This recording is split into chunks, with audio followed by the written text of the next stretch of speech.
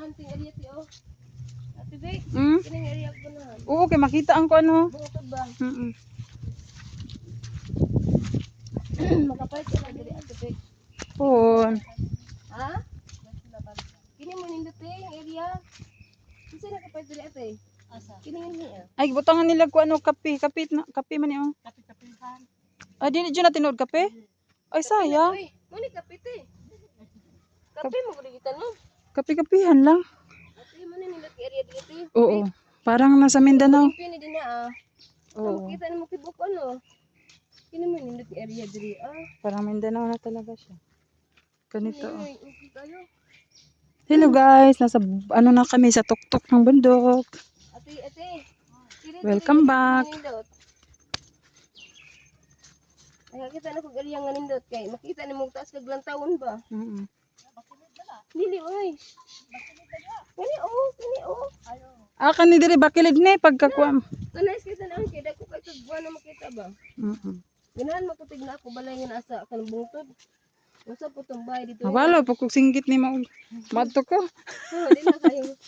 Usa po tong bahay dito nang po sa suok hala. Hala. Wa naman to sa. Di pa jud, wala pa jud mi. Pero malapit na. Unsa man, naka-scam po. Isang tigat sige ra kay for minute. Ang karon abot naman jud ang taon ni usa na ka oras pa yan. Karon isang oras ba jud na. Halo naman na scam ni imo. Karon kay murag isa ka oras pud na. Okay, ana na tin nakabot na sila. Uy. Nakarating din kami sa aming paruruunan.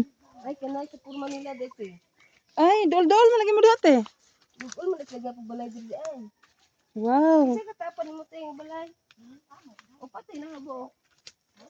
Dagkan na balay nagtapag.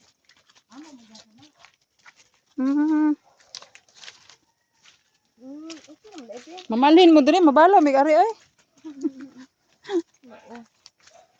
Ayan guys, narating din namin ang aming ano, mission accomplished.